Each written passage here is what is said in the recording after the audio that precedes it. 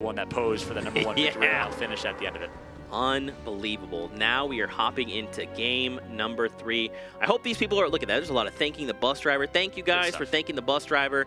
This guy works tirelessly to just get you to where you need to go. So make sure to thank him when you can. Yeah, good people, good Samaritans out there, of course, on the European side. What else can we expect? Some of the nicest people out there. Oh, yeah, as we have a chance to watch them in here. We go. You see the map on the left side of your screen, a nice even dispersion of players throughout the entirety of the island, and the action's about to break down. Game number 3 here. So once we're done with this, we'll be halfway done already, which blows my mind. I'm having way too much fun here, Zeke. It's been a pleasure to be casting this so far. Dude, the honor is mine here, getting to hang out with the likes of Fallout. He's incredible. Again, if you don't follow him, you need to do it. He's incredible. But look at this, man. We already see players opting to make, decisions where they're going to land. We see Junk Junction. We see a duo is actually split. They're so confident. They're like, hey, I'm going to take over Junk Junction. You hit up Haunted Hills. Viking Village as well. Tilted Towers is only occupied actually by 2 duos there.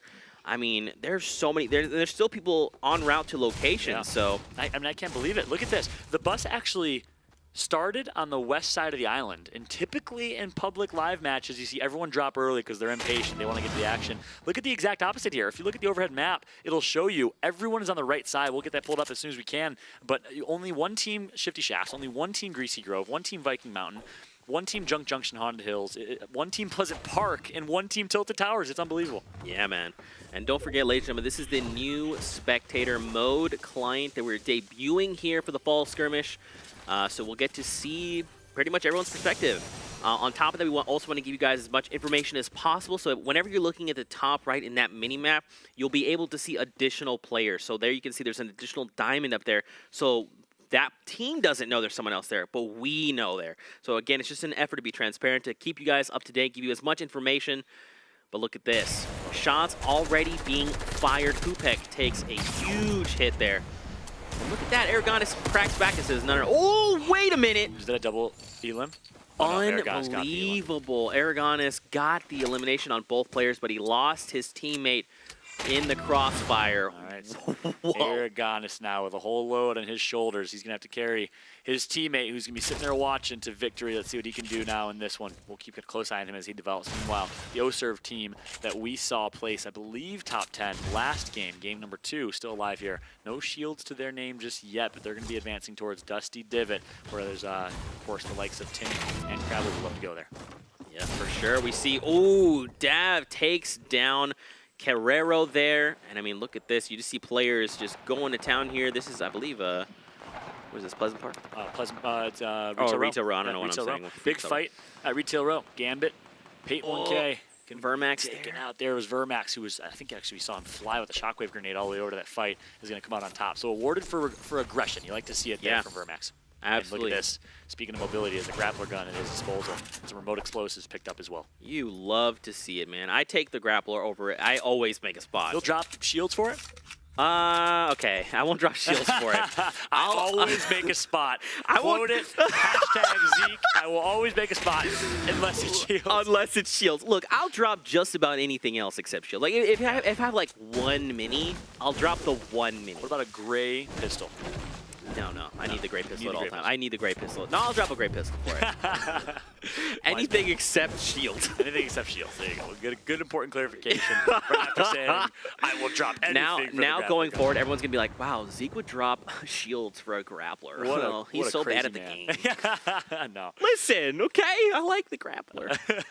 I don't blame you, though. I think a lot of people would agree with you. The mobility is so crucial. Not only that, but I love the fact that it's so much less likely to get caught in the storm. Which means you're more likely to see better engagements. It's never fun as a fan, as a spectator, as a player, to get stuck in the storm. That's obviously your fault if you kind of let yourself get put in that situation. But the grappler, the rift to go, so many of these different items give you a chance to really stay in the game here, and it's really awesome to see. I mean, we and saw 8TKs? 8TKs. We don't see people typically take 8TKs, but what we did see is the last game, someone had a grappler in the final few circles, and they use it to change position and change their elevation. So, I mean, awesome the grappler is crazy versatile. Crazy versatile. Yeah. Meanwhile, I mentioned it earlier, Micah and the Vitality Squad or duo is a team that you've loved to see so far.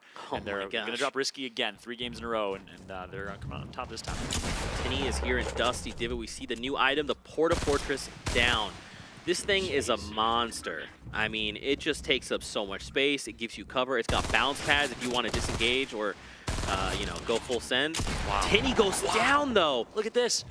It's G-Master on a 1 versus 2, takes out Tinny, takes Crabble to low HP, all by himself, fighting an army in this power squad between Crabble and Tinny. Can he come out on top in the 1 versus 1, though? I'm loving what I'm seeing. Those peak shots were brilliant. If you're an aspiring Fortnite player at home, take some notes here as G-Master is putting on a show. Look at this, he cracks back though. He's super low, and no way. Wow. Crabble takes down G-Master. That means him and Tinny are back in the action. You'll love to see it, man. That was crazy. Amazing plays from Crabble. He didn't even have high ground. On low ground, was able to come out on top with the elimination. That goes to show how skillful of a player Crabble is, and Tinny and Crabble live to see another day. All thanks to the 1v1 from Crabble. Well done. But you got to give your hat off to G-Master there. Look at this. Speaking of grappler.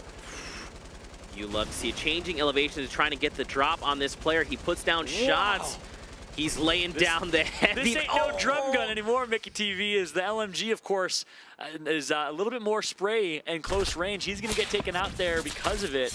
Wow, what an interesting turn of events there. Now Sobs has to take time and heal himself. Look at this. Apostle finds himself that down, and now he's engaged here with Mickey TV.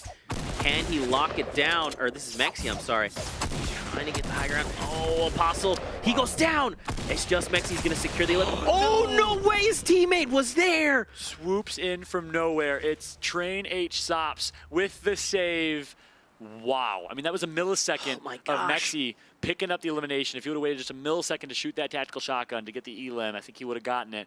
But the 1 to 2 seconds of invulnerability saves his life. What a play right there from Sops. That swooping was it out of nowhere. Unbelievable. The only thing that would have made that better is if he had a grappling gun and flew his way. Oh, yeah. 180 flick of the wrist saved his teammate. But regardless, it was still pretty beautiful. Yeah, for sure. Look at that Fnatic. They disengage there with a Rift.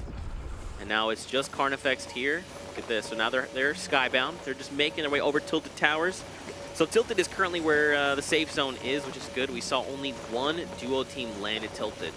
Now, Fnatic, they don't know this. They probably now know this now that there's shots coming out. But I feel like I would have almost opted to go Tilted.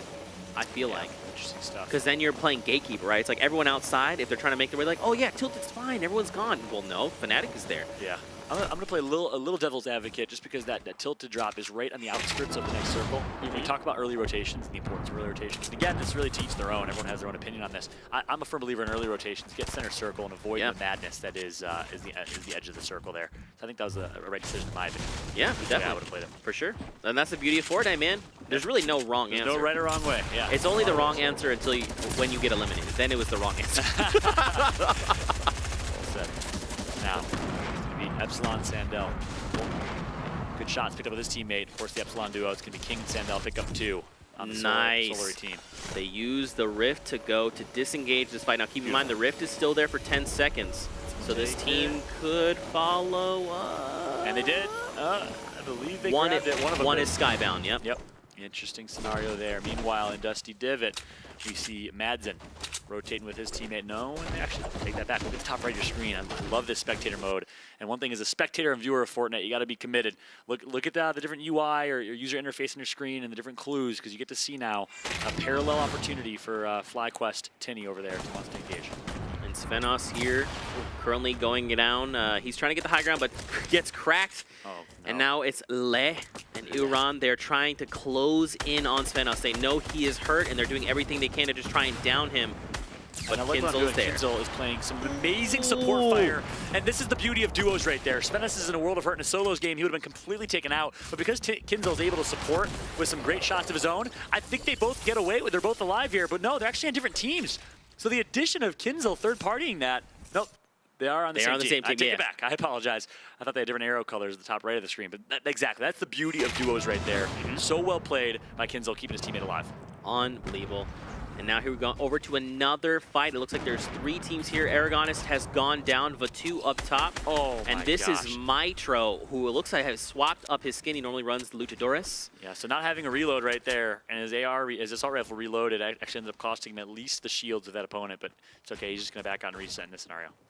Look at this, his teammate. Remember, he was the one that left with the rift on the go. You're right. So he's just now making his way back to Mitro, like, hey, what's up? Have you been doing things? It's fine. The other member of Wildcard one of our favorite esports organizations. Big shout to them for sending over a few members of the wildcard team over to PAX West in Seattle for the summer skirmish. He's competing today. It's going to be Pavzi of the wildcard team. Ooh, you saw that they're trying to send grenades over, but Mitro's prepared. He just backs off and says, look, I'm not trying to mess with that. I'm just going to build this wall, this ramp. Let's just slow down. Is that slurp juice? Stand to the right? That was. He dropped a med kit and I believe the slurp juice. Interesting stuff there. So now here comes the push. Looks like they're on the hunt. They want these eliminations. Keep in mind, they only have 0 right now for Pavzi. Not sure how many Mitro has, but that 4 number is the threshold. They're going to try and get that. Raining grenades right now. That's a scary sight to see. What would you do if you're getting grenades rained on you in real life? You know, in real life? Yeah. Oh, wow. Well, I take out my blueprint. And I built some walls. Oh wait, this is real life. No wait, yeah. So I take out the blueprint. Man, you know that's not in the spot you want to be, especially if you're down low and someone's just hailing grenades. Look at that, Clipzzy goes down. These are the power of these grenades. Beautiful. And you know what's really telling of their skill is grenades have a bounce. They have an initial bounce when they like touch an object. Yep. So being able to ricochet them correctly. I mean, Tixi was at full health, and that perfect balance means he goes down, and now that team is in a 1v2 situation. So. Very masterfully placed grenade there. Yeah, exactly. And look at this build battle. We saw the use of a pyramid. Actually, I believe that was Mitro that placed his own pyramid, and it ended up kind of getting him trapped in that scenario. Of course, Liquid 72 Hours was the one that really redefined that meta of pyramid placement as a defensive or offensive item and counter. And now we see almost every player doing it. So really cool to see the addition of that maybe about 5-6 months ago. And but right in there, that situation, Mitro placed his own pyramid that ended up kind of costing him.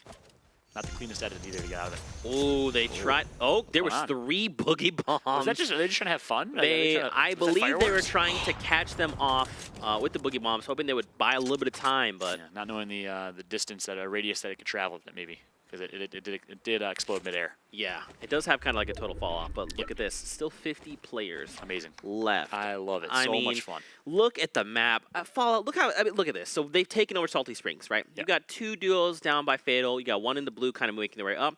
Down in the very center of the circle, you got those 2 blue teams right there. Top mountain. I mean, there's still so many people coming in, and look, there's 2 triangles moving very rapidly in right here. You got to assume they've probably rifted because they are moving. And then the gray on the far left by Shifty Shafts, you have to assume they have a rift to go or something to be able to close that gap because they're playing for a defensive situation now. Yeah, they're far. Yeah, they are very far. So the way the circle closes, the closer you are to the actual circle, like the slower the storm around you closes. So if you're far from it, it's going to like overtake you quicker. But if you're very close to the circle, you actually have a little more time than you'd anticipate. So some of these guys are okay, but man, you're right. Those guys at Shifty Shafts, they need to start making these early rotations like you talked about. Yeah, they are on the far side. So exactly what you said. There's slow side and there's far side. It's based on proximity to that next circle. That's what makes the difference between the slow side and the far side. So if you ever noticed that as a Fortnite player, sometimes the storm closes a little faster than others. That's why. You got my man Zeke here breaking down the logics and the insights. I appreciate it. Awesome stuff here. Nothing but the best here from Zeke, guys. Every single week of Summer Skirmish, he casted, and it was brilliant delivery. Really awesome to have him on board. A big shout out to this man. Show him some love on Twitter. Zeke for PM. No, you're too guys. Stop. Don't get him. Don't get him doing that. At Zeke of his prime. Zeke for PM. Don't do that. Don't do that. You deserve it, my friend. Things are slowing down here so we can have some fun. But action's about to break down here momentarily. In 25 seconds, that storm will be collapsing, and it will be a smaller circle. Keep in mind, I think only we said 50 people. This is a lot smaller of a game than we saw 64 when that final circle was there in game number 1. So like you said, people may be a little bit nervous in game 1. You're seeing them warm up a little bit and get a little more confident in game number 3. That's right, man. And don't forget, with the current format, I mean, players are looking to earn points as quickly as possible. Victory Royales are worth 3 points. Second and third are worth 2, and fourth and fifth are worth 1. And I mean, especially with these elimination thresholds, I mean, don't forget, if the duo combined can earn 4 eliminations, they get a point. So every single elimination matters. Even the difference in 1 point, we even saw this at PAX, 1 point is enough to just move you and skyrocket you through the standings. So everyone doing the best they can. Now it's like, you're right, they're all warmed up, they're halfway through, they're like, hey, let's start playing for these points. Exactly. And look at this fight here. It's kind of an interesting one. We got low ground versus mid ground. It's wildcard Alpha. Our friend Alpha. And Big Dominate, very weak. He's going to use the Impulse Grenade for mobility. He's going to be able to get some cover above himself as well. But his teammate that is in Clyde is going to be pushed up for aggression. He's going to get knocked a little over-aggressive here for Clyde. Meanwhile, Murwana in a 1 versus 2 situation. Not the best place to be in, but this is when our All-Stars rise. Can he do it? Murwana in a 1 versus 2. Alpha takes out his teammate in Clyde, so it's official now. Murwana left to carry his duo in this one. Is he going to drop? Yes, he is. He wants the fight here, and he's not going to get it. Good defensive building from Alpha Amons. Meanwhile, Big Dominate, who's very, very weak right now, all it takes is one shot from Royale to pick up the elimination. Oh, he managed to... Beautiful. Alpha cuts him off there. Look at this, the walls, the defensive walls to keep him in the storm. It's going to cause him to get tagged up as well. This is just ridiculous. Mirwana now trying to maintain this high ground. He's in the storm. He's committed to this elimination. Wow, he does have some bandages here, so he's comfortable. That's a smart play. Oh no, he's getting flanked. That was Alpha. Alpha is teeter-tattering with the storm here just to get some shots into Mirwana. Look at this, 1 versus 1. They're both low HP, and it's gonna be Mirwana getting eliminated by the storm there. Yep. What an interesting fight and breakdown that was. Alpha playing with confidence, and it's gonna cost him his life as well. He was also lost to the storm there. Our power posing man from our last game, the Victory Royale, he gets no points. So in the end, the only thing that was gained or lost there was my loss of breath, as nothing really gathered in that scenario. No points for either team, like you said, Zeke. Wow. And look at this. We saw Tinny go down early on in the game. Don't you remember him and his teammate? His teammate saves him, and now they're back in the game. Tinny has 2 eliminations to his name, and look, Povzy is down below. But keep in mind, Tinny doesn't have much in the way of ammo, even weapons. Here's some grenades. One's going to go down. That's Povzy. Tinny's going to be rotating low side because he gets a little bit fearful of those grenades, which can knock down his structure in an instant. Actually, no, Povzy's still up. Povzy's teammate that is down right below Tinny. Oh, he's up top. You see him? Oh, he is. Yeah, you're right. So it actually might be Crabble who's down. Yeah, Crabble's down below. So keep in mind, ladies and gentlemen, you're watching, if they have the same number below their name, they're on the same team. So Povzy and his teammate have a 2. They're on the same team. Tinny and his teammate have 43. They're on the same team. For clarity. Yep, it's beautiful clarity. I think well-needed clarity as well. Thank you for breaking that down. Meanwhile, Mitro, number 2, and see if his teammate is still alive. Not sure if he is. It's gonna be Crabble. Oh, look, Tinny is taking shots right now. He just needs to jump down. Look, Tinny's doing everything he can. He's like, look, Crabble, you helped us get this far. I need to try and pick you up. I need you. Yep, and not only that, he got Tinny up a couple, maybe 10, 15 minutes ago over Dusty Divot. So returning the favor here. You like to see it. Nice little teamwork opportunity. Now they're both back up with low shield, or low HP, rather, and I would have liked to see Povzy and co take a little bit more aggression in that fight. Instead, they let them get the revive. Yeah, but now they opt to bounce into the circle, taking shots, and now Ads is here as well, Edge of the Storm. I mean, look at this, 31 seconds till the Storm overtakes this area. And Crabble and Tinny were both eliminated, by the way, at the bottom left of your screen there. So now we got the Vitality, French organization here, working their way over. Big shout out to the French Fortnite community, a massive community, a passionate community as well. Of course, the Vitality organization is a big part of that. Man, still 36 players left. Follow. We're now entering Salty Springs. This is where things. Oh, okay. So M11 takes him down. And you know, I don't want to say I told you so by any means, but the early rotation helps out and benefits there. The people stuck on the edges, trying to move into that rotation late, are just going to get lasered by the folks that are center circle already. So it goes to show the importance of early rotations, which means get to center circle of the next circle before anyone else. Build yourself a nice 1-by-1. You're sitting in a good spot. Ninja loves to do that. A lot of these top players love to do that as well. And then you can do what's called gatekeeping, where you just basically wait for someone to come in as they're backed to the storm, and you just put them off guard. You put them in a tough spot, and I mean, as you can see, those, like you're talking about, those early rotations, man, they put you in a really good spot. Now SSK trying to make a play here. He's outside near the storm edge. Now jam side finds elimination, which is good. His duo partner. Yeah, playing with the border of fire right there. Not going to take any damage, though, so well played. Good job knowing his surroundings right there. Meanwhile, jam side is mid-ground. Going to drop low ground, going to turtle up. So when you hear a lot of pro players use that term, turtling, basically like a turtle shell, a turtle in his shell, you're going to get low ground. You're basically getting a nice turtle shell of a 1-by-1 box on the low ground. Typically, it refers to turtling on low ground. It can be anywhere, of course, as jam side is just going to post up and wait for everyone else to fight each other. And as you saw, I believe their duo combined has 6 eliminations. That puts them at that 2-point threshold. That's huge. Big. That's going to give them a ton of points. Now they're on the board. I mean, especially if other people are trying to do their best to earn eliminations and can't. I mean, you know, sub points are better than no points. Fact. Life. Some points are better than no point. I like that. There you go. Yeah, and I think that applies to most situations. Life. Golf. You don't want points in golf. That's fair. That's fair. That's the one place it doesn't apply. Yeah, exactly. On board still with 7, SSK 7. Of course, teammate of Jamside. Meanwhile, the Vic. Sees a fight going on. He kind of wants some action here. Will he go for it? No, he's going to let his teammates spray instead. Some good damage done right there. And look how intense this is. And a stink bomb goes to show the importance of holding on to those stink bombs for late game. Because that's going to get some great damage. That's going to get eliminated down at least. Mitro takes out one. Madsen takes out Mika. And just like that, it is going to be the Vitality squad, I believe, taken out. And Ukes eliminates Mitro, a Titan. Wow. Unbelievable. I mean, this is where things get very hectic very quickly. Look at this. Madsen, woo, going skybound there. And again, man, we talked about it. So here's the thing: EU plays a little differently. They don't play high ground as often as like NA does. NA is always high ground. EU is very close to the ground. They're very methodical. They build. You talked about it tunneling. Can you tell me a little bit about that? Yeah, of course. In late game, you see a lot of elevation. Oh my goodness, how beautiful is that animation? Yes! Port-A-Fotress, baby. The Port-A-Fotress. Quite the opposite of tunneling. That is just, this is now my kingdom. Yeah, this is now my kingdom. That shot by the Vic picking up one. But you see in these late games, a lot of tunnels created, or catacombs, as Dr. Lupo likes to kind of call them in his commentary, where people will create these little boxes for themselves, these little catacombs, which creates almost, again, tunnels, which gives them an opportunity, low ground, mid ground, or high ground, to be able to kind of work around, get as much of a land grab opportunity as you can, especially in these late game circles that are very, very small. With only 23 players left. I mean, look. So now we see where the new safe circle is. Ukes goes for a medkit and 14 bandages. He's expecting a heal off. He's playing for late game. Wow, interesting decision. I don't know if I would have done the same thing. I like to play a little more aggressive and go for elims. But again, different styles of play, different faces, different races there. I like what I'm seeing.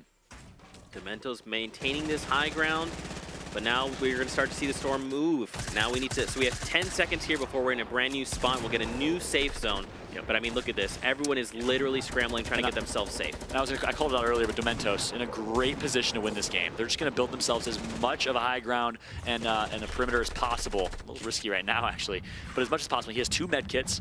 He has full shields, full HP. Oh my gosh. The Vic has another Port-A-Fotress. We talked about this last game. Here we go. Okay, let's really quick break this down.